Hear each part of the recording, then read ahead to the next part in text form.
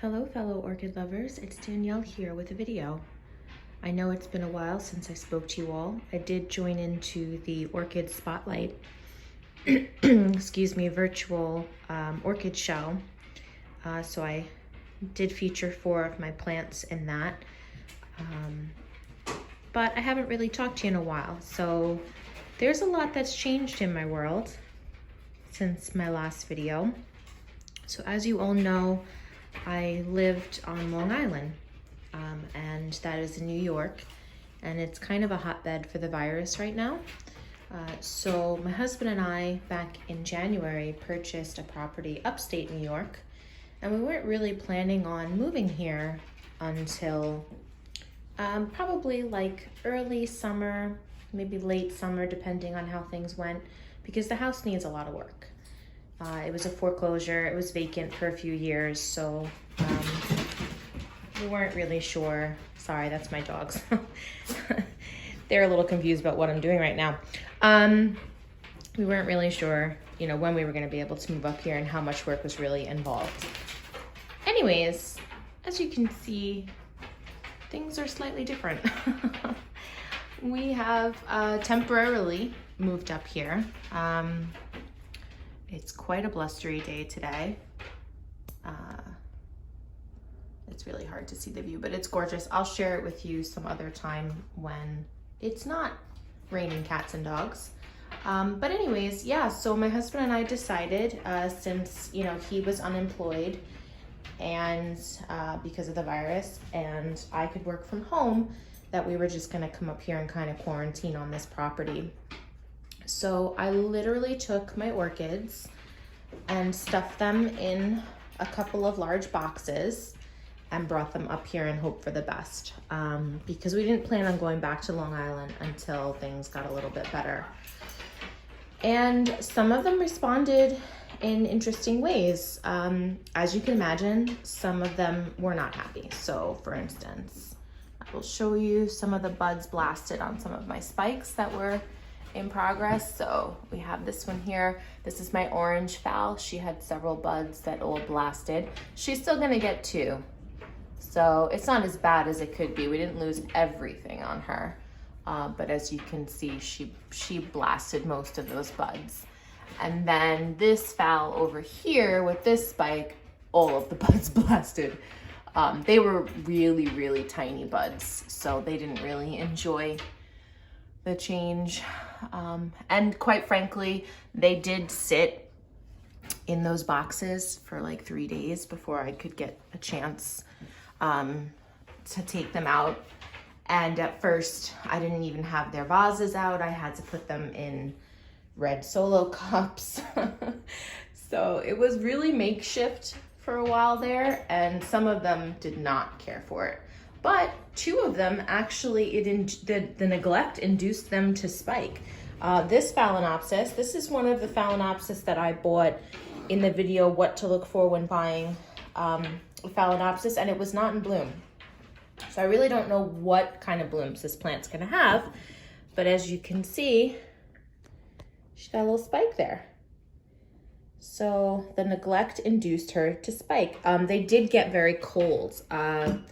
I had a temperature gauge in one of their boxes, and it told me it got down to 47. So that also could be a reason why some of the smaller buds blasted. And then my firewings decided, hey, I like this abuse, and is also spiking for me. So it looks like I'm gonna get 4 flowers there. And I'm really excited about that because when I purchased this plant, she had a bloom, but it wasn't something that I grew. And when I took her out of her pot, her roots were, gross. And her canes were really desiccating. So I was very concerned for this plant, but she's growing a couple of new growths. You can see one there, there's another smaller one back there, and now she's spiking. So hopefully, she's on the road to recovery, but I'm excited to see those blooms. And then as far as how my other orchids are doing, of course you saw my dendrobiums, my Latoria dendrobiums and my species dendrobium in my virtual orchid society posts. So my microchip is still going strong with all of her beautiful, wonderful blooms. So pretty, and they smell so, so nice. My unicum is completely open now, so all of her buds are now open. She's doing really good too. I really enjoy the true orange color of these blooms. My Violacea, Atroviolacea is doing really well, and my Nora Takanaga is also still doing really well.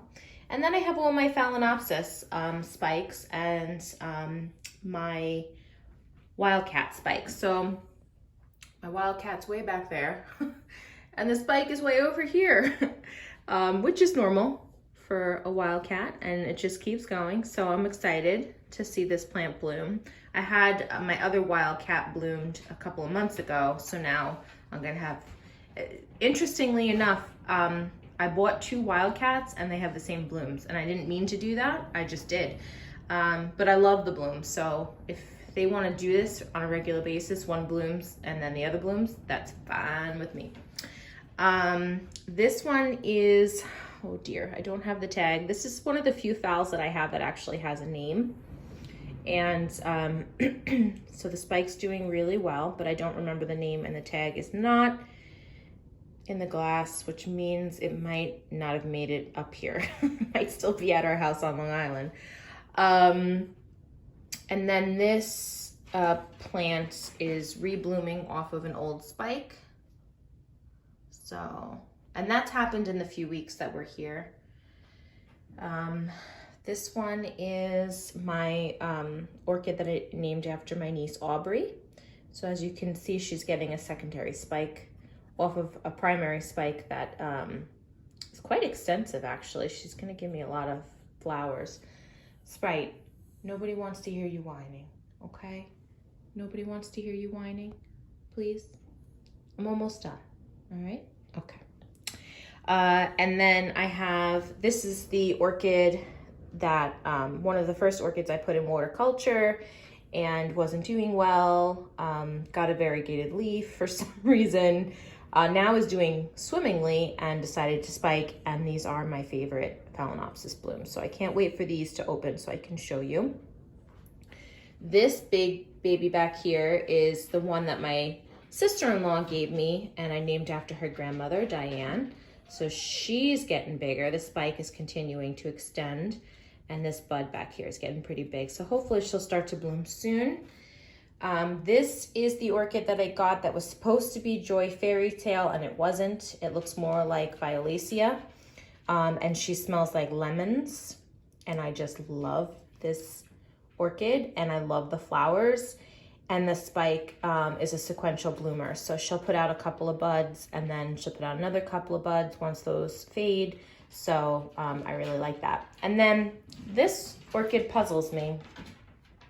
Have you guys ever gotten an orchid and you went months and months and months and thought you knew what plant this plant was, and then it put out a spike and you were all excited to see the blooms again because you loved the blooms, and then it blooms and it is not what you thought it was. This is not what I thought this plant was. I thought this plant, my husband purchased a couple of mini phals for me one day when I wasn't really doing that well mentally, and I named one of the phals Little Chicks, because the blooms were like a beautiful butter yellow with little teeny tiny spots and a very, very orange lip. And so it reminded me of a little chick, and so I named it Little Chicks. And so I thought that's what this plant was. So when it got the spikes, I was like, yay, I'm so excited. My Little Chicks is gonna bloom, because I took super good care of this plant because I loved the little chicks. Well, that is not the flower. So I don't know where my little chicks went, but this is not it. I mean, it's beautiful. I love it, and in the sun they sparkle.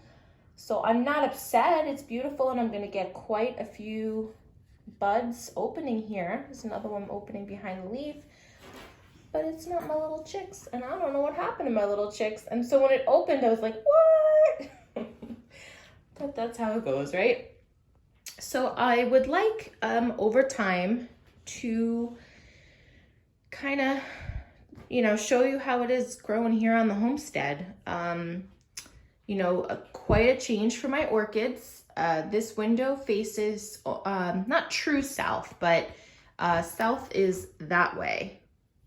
So they get a lot more light than they used to. So I actually kind of did a bad thing. I put my Tolumnias at my house on Long Island, they get the strongest sun I can give them, but it's still like a southwest sun. It's not really strong.